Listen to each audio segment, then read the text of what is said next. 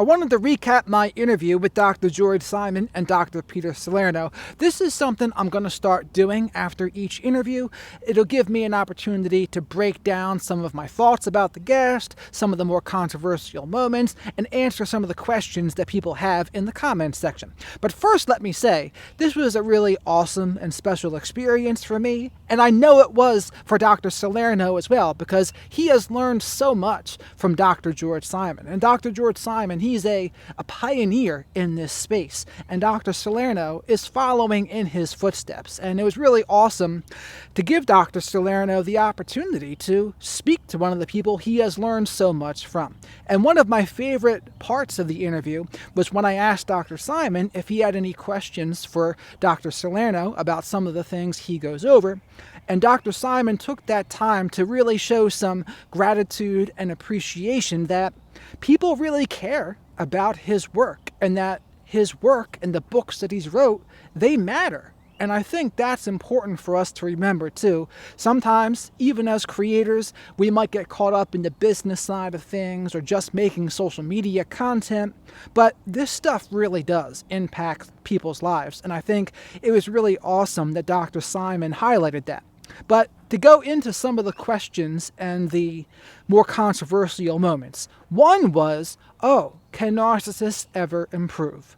And first and foremost with this, if a narcissist doesn't admit they have an issue or become willing to do something about it, it doesn't matter what is possible then, because they are not even trying.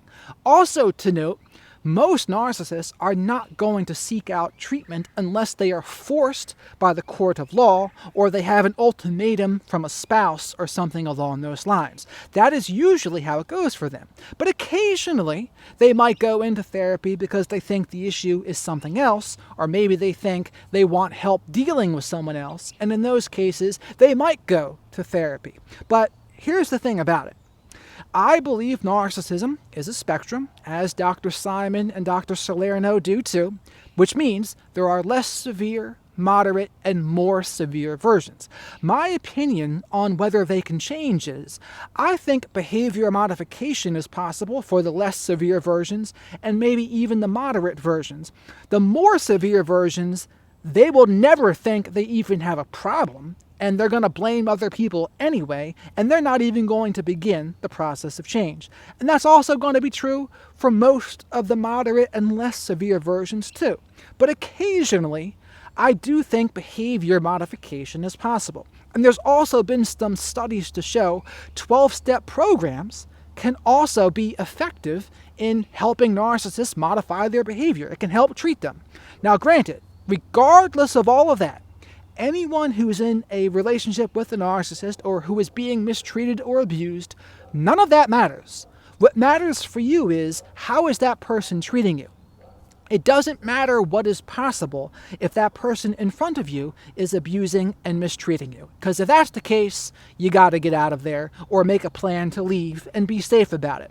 Just because it might be possible for some narcissists to modify their behavior doesn't mean you should hold on to that false hope in many cases that they're going to change. Don't believe what they say. Believe their actions first and foremost. I want to make sure that part is very clear. Other people were disappointed that we didn't go over how some narcissists can become better manipulators, and they might be able to become more dangerous from going to therapy. And sure, that does happen. I know, especially in couples counseling sessions, that becomes a fiasco for the partner of the narcissist. And even if the narcissist is on their own, they will often lie to the therapist, and then the therapist isn't working with all of the information, or they will twist and distort what their therapist has said and weaponize it against their partner. Yeah, all of these are possibilities that can happen. And if those things happen, you have to act accordingly. It doesn't matter what the narcissist says at that point, or if they point to how much they're trying to change. If they didn't change, that's what matters. You can't overlook what's in front of your face. And another person asked, well, how does Dr. Simon treat them? And I know what he does. What he does do is he tries to get them to see, okay, this is what you're doing, and is it even helping you get what you want? And in some cases, unfortunately, It absolutely is. We live in a society where narcissistic behaviors often get rewarded. And for those people, it can be pretty difficult. But this is where Dr. Simon would say, well, character matters. And he tries to instill some sort of moral and principles into people, which, again, that's a very difficult task, don't get me wrong. But am I going to say it's impossible? No, I don't think that's impossible. Is it unlikely? Sure. Definitely unlikely. But as I mention a lot, there are some self-aware narcissists in the space now. Lee Hammock, the Batwolf, the Nameless Narcissist, Kylie Rackham, and a few others. But in particular, Lee Hammock, I see him actually really trying. But again, that's a rare thing. You're not going to see that very often. And you always need to remember, trust what your eyes are seeing. Trust those actions. It doesn't matter as much whether they can change or not. What matters is how they are treating you. But in terms of treating the narcissist, that's something that professionals go over. And both Dr. Simon and Dr. Salerno, they treat narcissists. I don't know if a lot of people realize that, but they both do.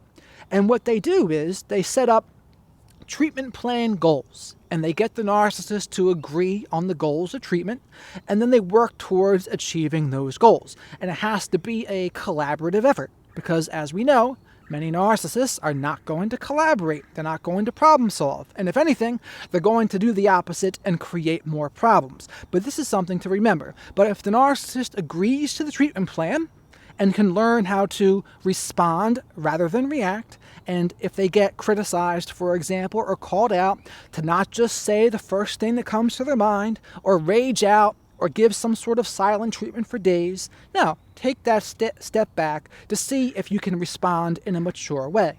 And granted, that is not easy for them. It's not easy for them, but baby steps. But what their issues are, it is not your problem. And if you're with someone who is a narcissist, or you have a narcissist in your family, it doesn't matter. It doesn't matter what they're doing in therapy. Again, how they're treating you is what matters. Because another thing that can happen is the narcissist can appear like the perfect client in therapy. They can say all of the right things. They know what the therapist wants to hear. But then back at home, they're the same old terror they always were. Yes, that absolutely happens too. And again, that's why you need to act accordingly when you see how they're acting. Trust those actions first and foremost. But I do think a less severe narcissist, they might be able to work on some behavior modification and actually have some changed behavior. But I wouldn't trust any changed behavior unless I saw it with my own eyes. I wouldn't believe what they say about it. And I wouldn't want to hold on to too much hope that they're going to change, because in most cases, they are not. I'm just saying it's not impossible. And just because they can't be cured doesn't mean behavior modification isn't possible. But again, it doesn't matter. What really matters is their actions. Their actions matter. But there's a big gap between, yeah, they can't be cured, but it is possible that some behavior modification can be a thing. But again, if you're healing from a trauma bond, none of that matters for you. You have to just pay attention to what they're showing you. That's what matters first and foremost. But I think those were the big controversial moments of the interview there. People were a little concerned that we didn't go over how narcissists can misuse treatment. And that's where it comes down to a therapist has to be savvy. They have to understand the type of person they're dealing with. They have to try to see through some of the lies of omission, or see through some of the game the narcissist might be playing. And for me personally, when I'm coaching people, you can kind of sense if there's somebody that might be a little bit off. And usually I can sense it because they're not going to get as specific about things, because they really just want you to agree with them. And you sense if you disagree with them, they are not going to be happy one bit. And that's one of the things that a therapist who is really doing a good job, that's one of the things they'll notice. Oh, I feel uncomfortable to even disagree with them. I feel uncomfortable saying no or putting my foot down in some way. And if that's the case, you know, okay, I'm dealing with this narcissistic person here. And then when it comes to them actually changing, you have to know the right questions to ask. And when you ask the right questions, then you can get the right answers, or if the narcissist tries to deflect and not answer those questions, that's an answer too. But again, those are issues for the clinical psychologists and the therapists out there. If you're being mistreated by one of these people, you can't go wrong with leaving the situation, because unless they've changed, no, you can't change them. And unless they want to do anything different, or can even admit they have a problem, nothing's going to change. That is number one. It doesn't matter what they say, and they need to admit they have an issue and then become willing to do something about it. And once you remember that, that takes care of 90-something% of them right there. Because most of them are never going to own up to anything. They're not going to take accountability. And even if they ever did, in the small chance they did, many of them are not going to put in any footwork to change. And if you're a victim of a narcissist, that's all you really need to worry about. That, yeah, if they didn't admit they have a problem, they didn't take accountability, and they weren't willing to do anything about it, that's your answer. That's your answer. You just need to try to get out of there and heal that trauma bond. Preferably go no contact if you can. Least amount of contact necessary if it's a work situation or a co-parenting situation. And yes, with a narcissist, it's called counter-parenting. But that's it.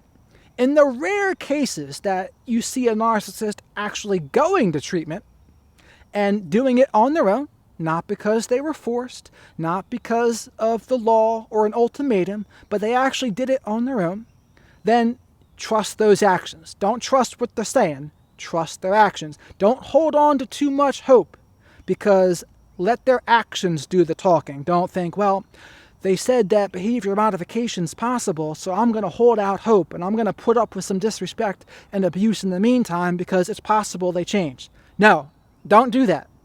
Don't do that. That is not something I would recommend doing. If they're mistreating you and disrespecting you, you have to act accordingly. Don't hold on to hope that they can change. And again, that's only in a small percentage of cases anyway. If you're going to couples counseling with one, which is something I don't recommend anyway, you will see it in their actions. Are they taking accountability, or are they trying to recruit the therapist to their side to gang up on you? Which one is it? Are they trying to collaborate, or are they just trying to win? Are they trying to win the conversation, or are they trying to create more problems? Again, it's going to be evident if you pay attention, but trust those actions first and foremost. But again, I hope you enjoyed that interview as much as I did. If you haven't seen it yet, definitely go check it out. It's titled The State of Education on Narcissism, and I think it's one of my favorite interviews I've done to date. But if you got this far, please remember to subscribe to the channel if you haven't already. Like the video if you like it. Comment below your thoughts on what I had to say in this video, and share this video with someone else that you think might benefit. So with that, thank you again for watching, and have a good one.